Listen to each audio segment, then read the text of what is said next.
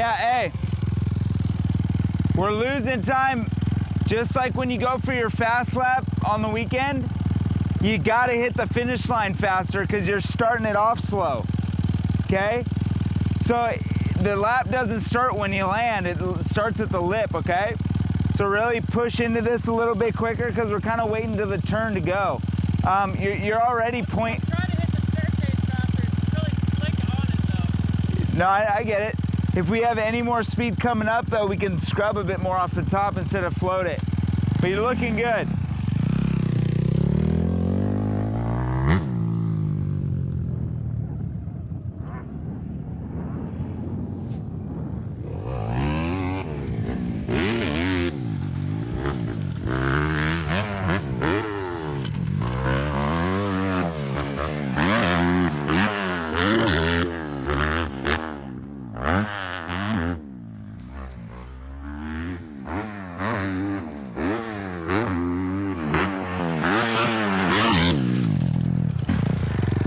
You're getting to the low twos now, 11.2, 11.2, 11.2. Before it was 11.9, but that was just kind of a sketchier run through, but then it was 11.7. And that was on those 2 harder laps you did. So in half of the track, you've gained a full second. You know what I mean? Yeah. It's really, really not just doing that here and going, okay, that was a sick day and leaving, but really Carrying it to the weekend. Understanding why, you know?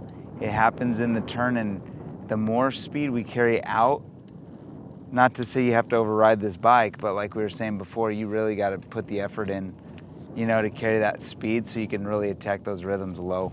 Yeah. But that was already just way, way quicker. Let's just do a bunch of speed work today. 'Cause Yeah. I did long motos Monday. I did a long moto yesterday. We'll see. Yep. Lap times. Yep. We'll hit sprints and then go back in and then come back out and maybe do 2 7 laps. Got 20 minutes.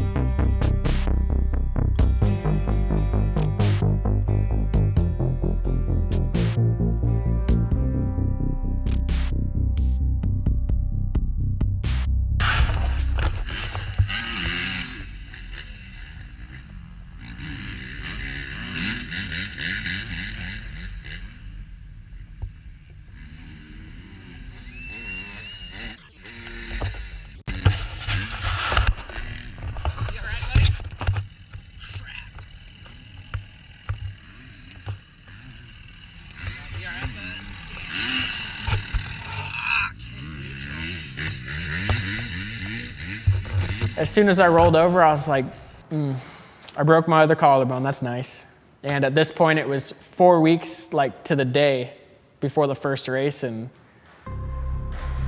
that was rough. That was really rough. And all the progress we have been making, and even after the first break, it was like, you know what?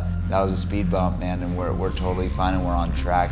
When that happened, it was like, all right, well, recovery's gonna have to unfortunately be even shorter. We're gonna have to get going as soon as we can. I actually rode the dirt bike 9 days after surgery, so you know that was a little bit rough as well. But all in all, I had about a week of 4 days of Supercross before Atlanta, so I definitely wasn't ready. You know, it was definitely one of those things where you've got Maddie who's just killing it, and you're like, yes, and then you just have that phone call that kind of just not ruined things, but just was a really big letdown, and kept our head up through it, and just we had to just keep fighting.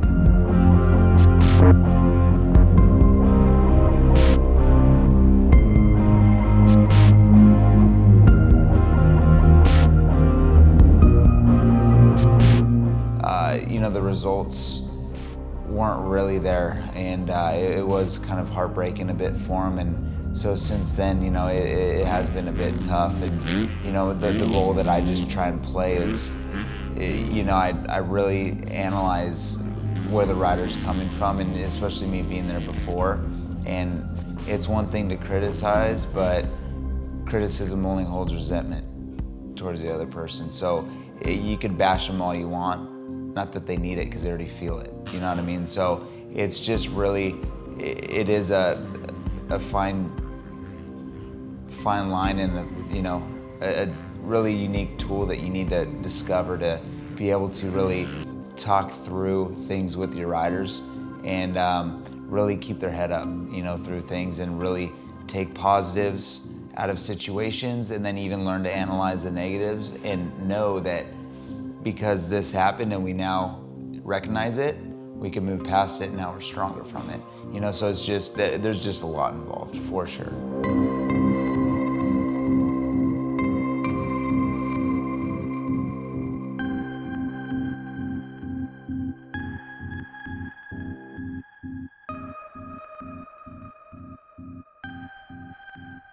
My deal was I did a year B and a year A before I went pro, and then, you know, it wasn't guaranteed that I was going to be given a pro contract, but it was, they had every intention of signing me, but I kind of had to prove that I was worth it. And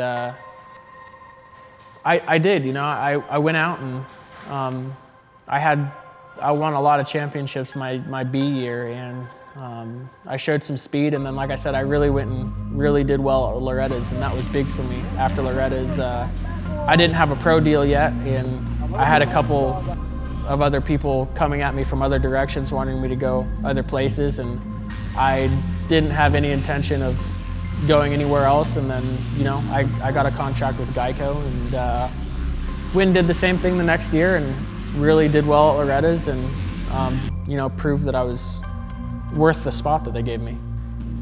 It was a huge weight off my shoulders. Like, you know, it was, you know, I knew they had every intention of signing me, but I just didn't know when it was going to come about. And, you know, the moment that we got my pro contract faxed over to me in Texas, I was like jumping up and down screaming, and, you know, that was nuts for me. That was like mission accomplished. Like, it was something that I never, like I said, I'd never thought I would get that far in this sport, and knowing that I got to that point was pretty crazy. And then once I signed my pro contract, it was a weight off my shoulders, and it was like, all right, I can just go have fun on the dirt bike and go perform with not as much pressure. And yeah, that was definitely a cool point for me.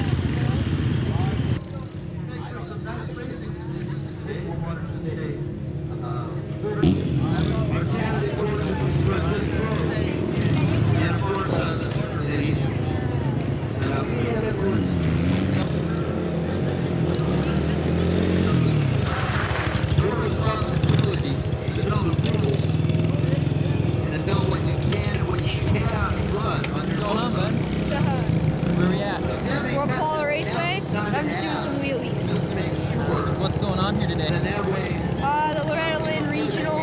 I'm gonna smoke some fools out there because they got nothing on me.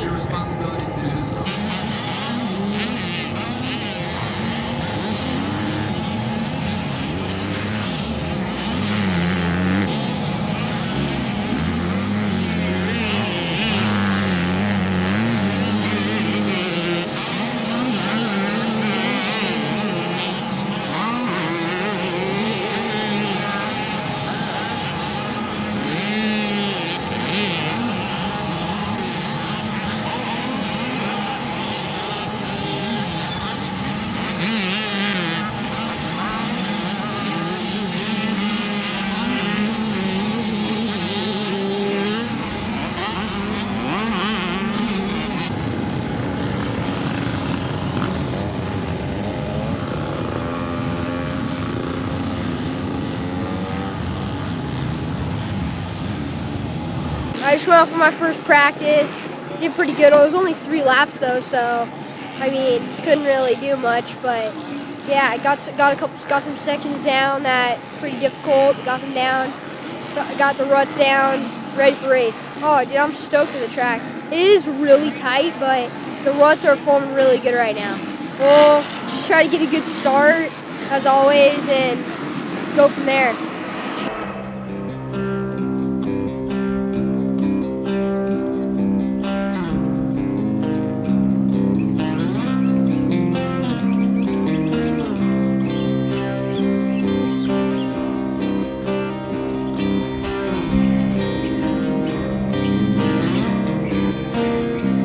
I go through the calendar, and the good thing is for me having communications with his teachers. The very first day of school, I knew 6th grade, I'm like, this is gonna be more gnarly than, 1st through 5th grade, so here we go. 6 teachers, he's got 5 teachers, 5 different teachers. Before it was just 1, so it was easy. 5 different teachers that could have a different, angle on what they think of this sport or what they think of what we're doing or whatever.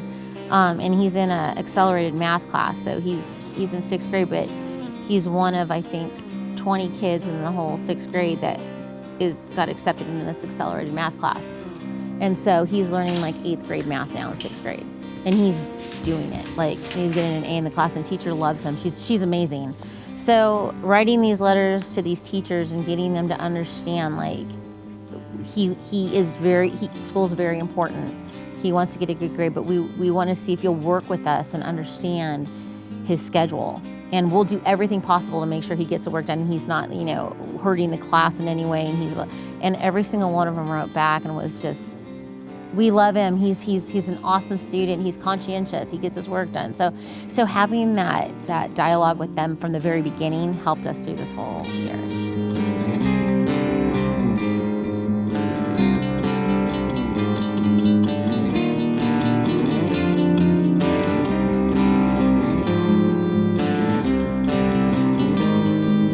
Well, I've gone to school my whole life, so preschool to now I'm in 6th grade, and then my teachers are really cool this year, and whenever I go on trips, they give me all my work for the time that I'll be gone, and for me to complete, and then I bring it back and then I turn it in. I'm doing really good. I've got straight A's right now. I've had straight A's ever since they kept score on grades, so pretty pumped on that. He cares. Yeah, his grades. Actually, on the way home from Texas, we were coming. What am I gonna do? What my teachers are gonna be upset with me and this. And I said, Talon, I talked to your teachers. They've got all your work set up. We're gonna get the package on Monday. Well, we're not gonna be home Monday. We're gonna be home Tuesday. I said, then we can get the package on Tuesday. Here we're driving 20 hours, white knuckling it, to get home to get his packet, so he's not stressed out. The last thing I need is him stressed out at school and stressed out about racing.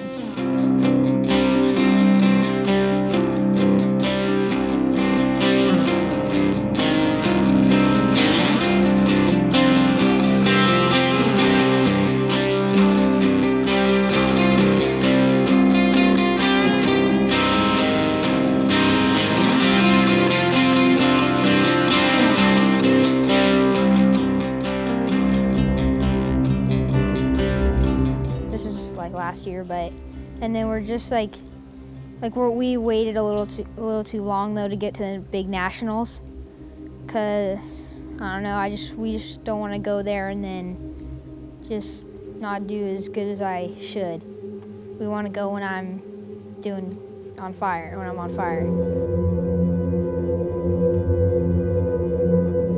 He's on an 85 now. That's like unheard of to be racing at a high level and not have gone. And our reasoning is not because he couldn't make it, not because he didn't make it, because we didn't want to go and get you want to go and get a top 5. That's how we looked at it.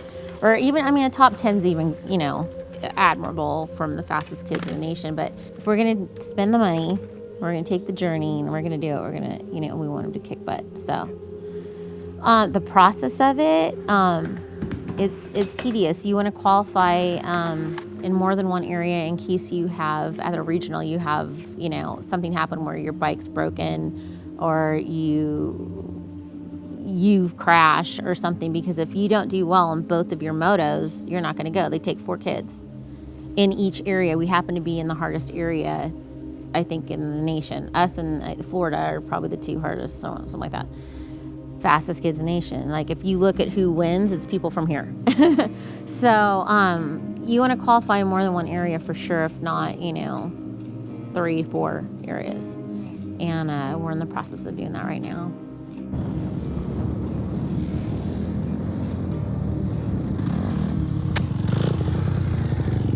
Nice. The first 2 were about 1/10. That third one was 2/10. So that's just from there to there. And you think that that's not so much, but if you did that 4 times throughout the track, you're close to a second faster, which is a huge separator. So you already look a lot quicker. Way better through here. Just keep challenging yourself. We'll still run it maybe about 6 more times, but really challenge yourself through here, staying low. Challenge your speed into the whoops. And then when you're leaving those whoops, make sure we look ahead, because it seems like that turn catches you off guard a little bit sometimes, because you are coming into it quicker. Yeah. So you're kind of like, oh shit. That corner's really slick. It's just dry. Yeah. So just look out ahead, when you're leaving those whoops, look in and see your line. Good.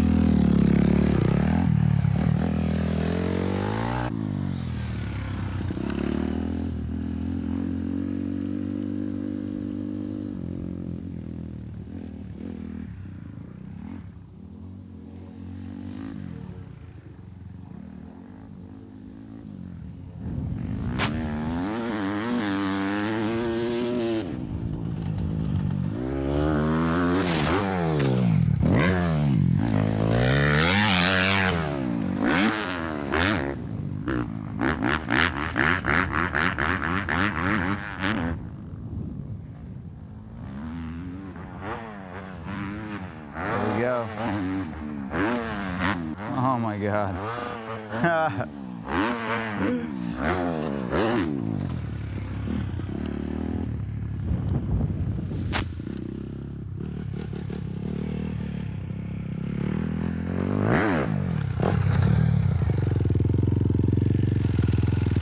So your best was a 13.7, and then your best now was 13.5.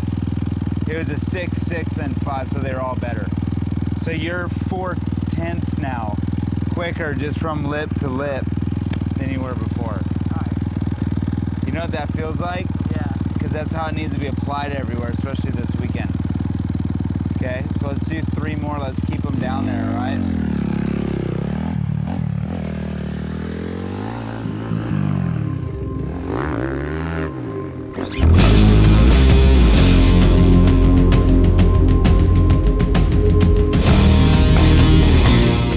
My rookie year was definitely up and down. I had some good results. I had a bunch of top 5s in Supercross, and I even went through a couple injuries in Supercross. At St. Louis in 2014, I kind of kept it on the down low a little bit, but there was a pretty crazy crash off of a staircase where I think Vince Freese and I think both of the Martin brothers were actually involved in it. Like both of them together. I think all those 3 guys like collided over this staircase, and I ended up landing right on Jeremy's bike, and I dabbed my foot down, and I ended up refracturing my tibia plateau that I had broken in 2011. And at that point, I think I was in 3rd in the race, and then I just noticed my leg was killing me, man. Something was wrong with my knee, and I think I ended up falling back to like 6th of that race. And I got off the track, and they're like, "What's wrong?" And I got off the bike, and I could barely walk, and it was pretty crazy. And then, I healed up from that though, and ended up on the podium in the last round of Supercross my rookie year, so that was cool. And then I got a little handful of top 10s in the outdoors my rookie year, which, was nothing to celebrate about, but, I had some solid rides. And then I got rookie of the year, and I ended up actually not even racing the whole series. I broke my hand at Unadilla. I got taken out and broke my hand, and then I actually I had mono over that summer as well, so it was, that was a rough summer for me.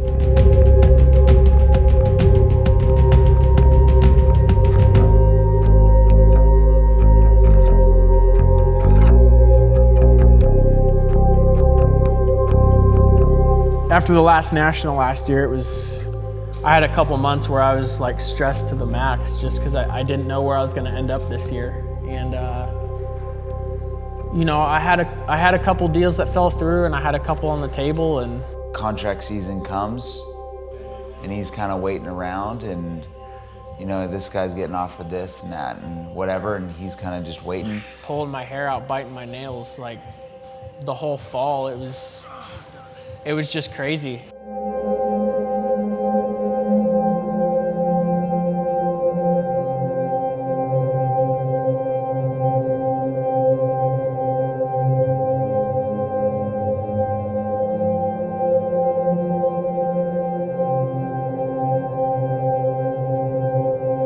Still, man, it wasn't until like the end of October that I even knew where I was going to be with this new team, Mad Racing. He made the choice to go to with Suzuki with that new team, and so in doing so, you know, he was really happy about it.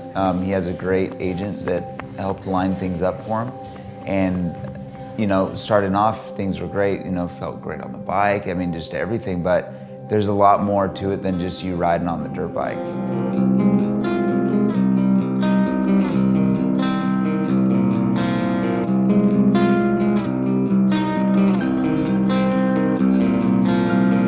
Right now, it just has been. I mean, there was just such that defeat at the beginning, you know, where you're riding and you're feeling better than you ever have, but then you show up and you get a 12th or 11th. It's just like, what?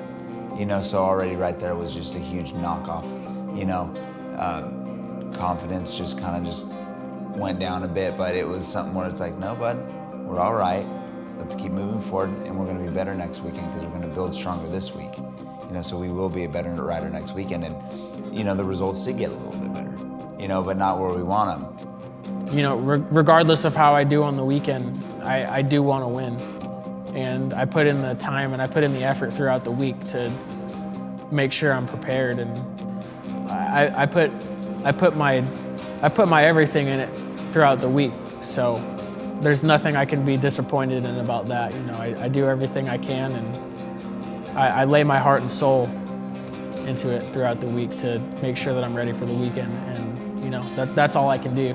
When you're at home and the other riders aren't around and it's just you and the bike, you know, and the coach, you're really able to just kind of wash away everything else besides what the focus is. And then, you know, sometimes we're getting to the races and you could just kind of see it in his posture even when he's riding. It's just right now getting past that, you know, having that breakthrough on doubt or, you know, your confidence and stuff like that.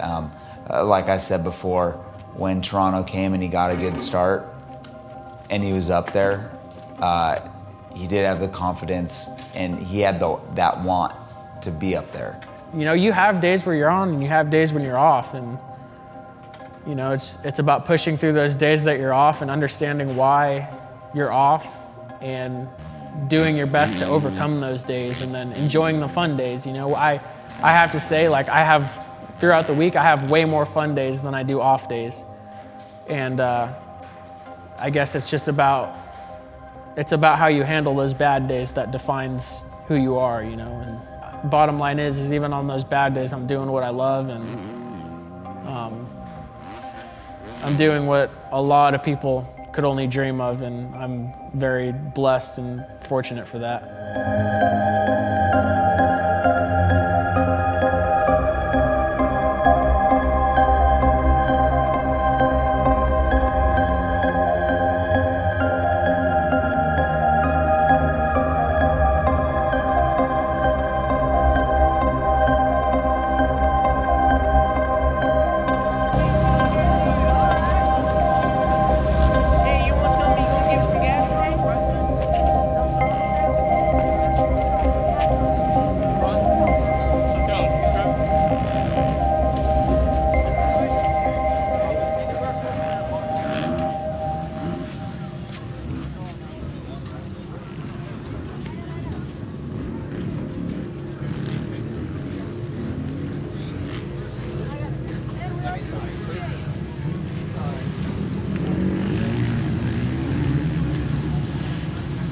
always want to push it back, dude.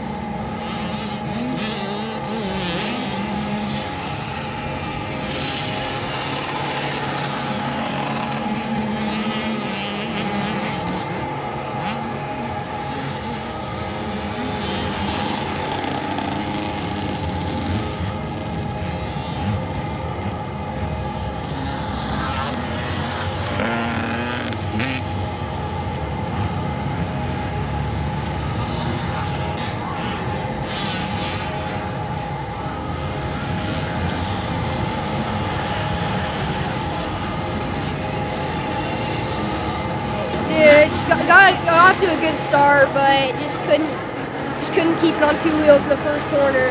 Guy came over on me. Now I almost went over the bars, then kept going. And then another guy cuts over on me, so I had to tucked the front end, and then I was in dead last I was like 10 seconds behind. There was like 20 guys in the class, dude. Caught back up to 8th place. Not too happy though. I mean, I just know I can do better. My times were right. I could have been in at least first or second. Dude, get it next time. It's tough, dude. Yeah, top 4. If you fall in one moto, you're usually screwed for the next. But 8th place, just have to get at least probably like a top 2, which I'm going for. It's racing now. Going for next race.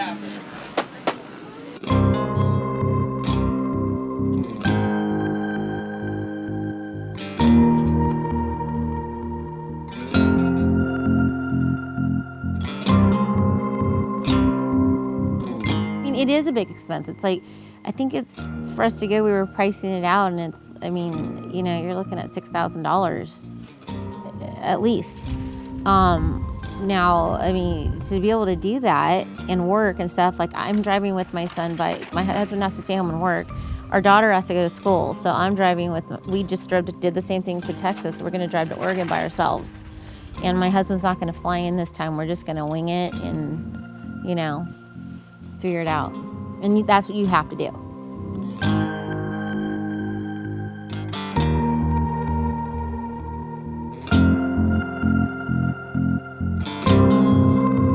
If I'm taking him to the track 3-4 days a week, how can I work? There's just no way. And then school, he gets out of school every day at 1:20. My daughter gets out at 1, pick them up, get food, go straight to the track. I mean, that's our schedule. So not much time I don't even know how people do it with both people working. They have to have a trainer, I guess, that would pick them up and take them, you know, but I don't want my son going to the track without me.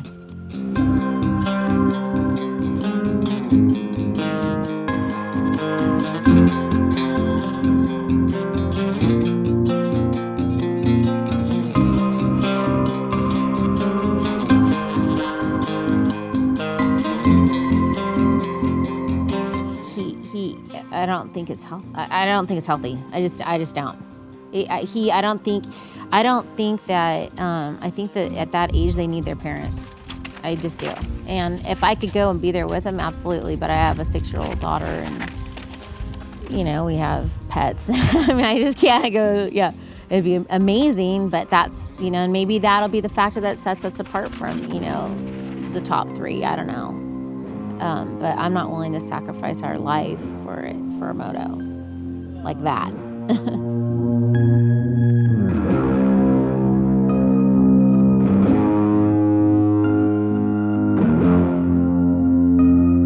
Yeah, we want to like go to practice day, have a positive attitude, and want to have fun as well as at the races too.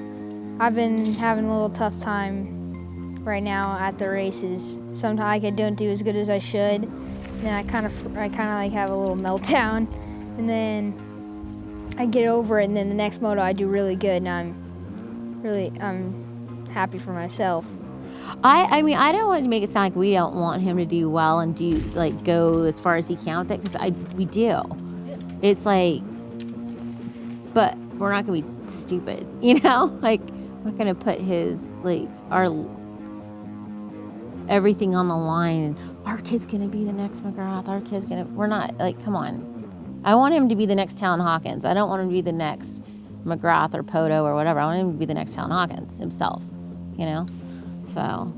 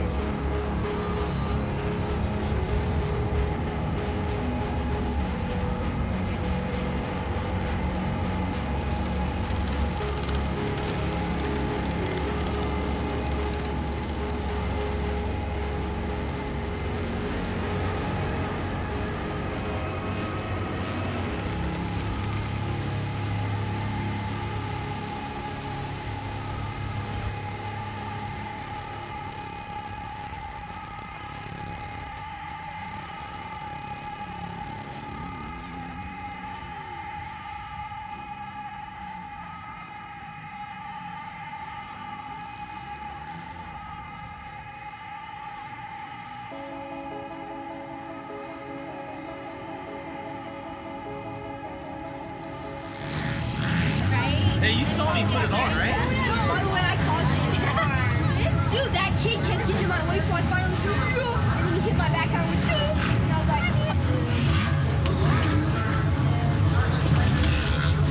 It's alright. So messed up. We know who's fat. Alright? Can't be upset with that. now we gotta move straight from Mammoth to go to Oak Hill. Let's just not do Mammoth.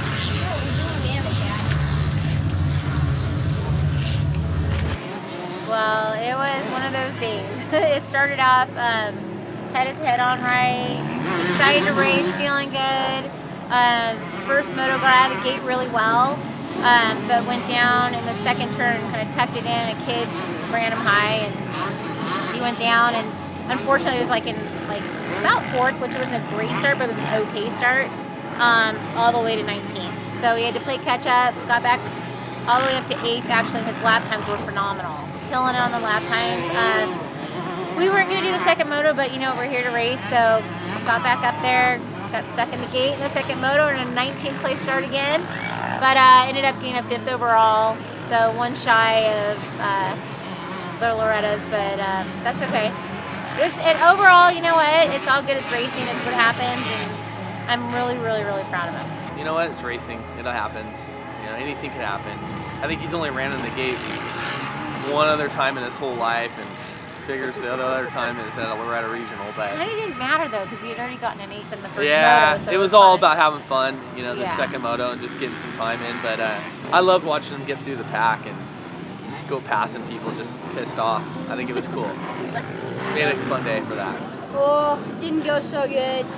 I got stuck in the gate. I was in last place. Had to play catch up the whole time, but I ended up catching my way back up to 6th, and was catching the leaders. And I'm just stoked that I got to ride. I'm actually stoked on how I rode. My lap times are faster than the top guys, dude. Guys that like I've never really been close to. Yeah, my lap times are right there with them. Some even faster. So, getting there.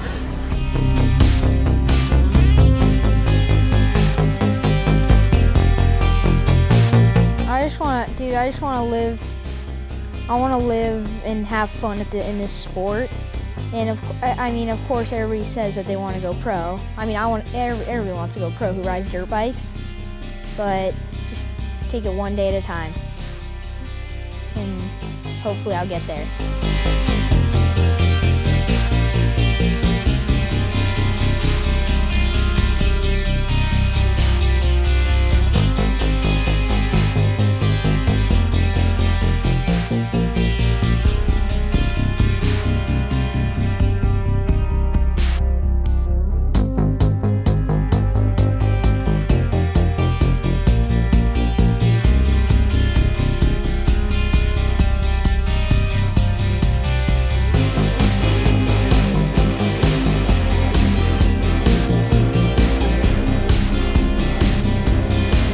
It gives me the goosebumps every Saturday night that I go down there and I watch opening ceremonies as I'm lining up to do my heat race. It's like, you know, I have a really badass job and I'm doing what I love, and it's something amazing and it's spectacular, and it gives me that adrenaline rush that people crave, and it's definitely an exciting lifestyle, and I'm definitely glad that I get to be doing what I love.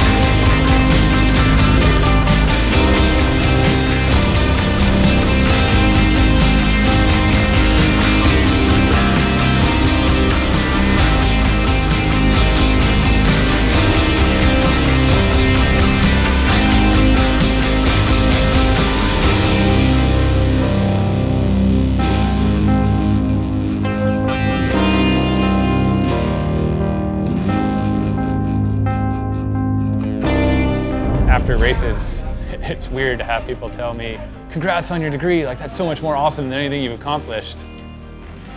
And I'm like, you know, it makes me really feel really good about myself, but at the same time I look back at it and it's like, what are these moto kids doing who don't even have a high school degree? Like, what are you gonna do? The percentage of margin, or like the percentage margin of people who actually achieve their goals is very slim. I was over it. I'm like, dude, this isn't worth it. Like, I'm struggling to make it to these races. I'm trying to ask all these people for money. Like, I'm not even making money. Like, why am I doing this? I just almost killed myself. Like, I'm not doing this anymore.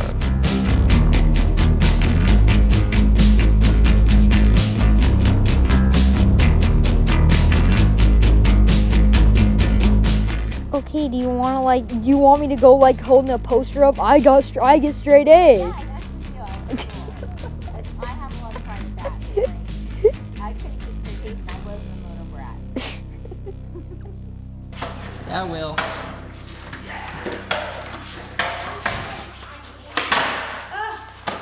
That's scary. Oh God. We're done here.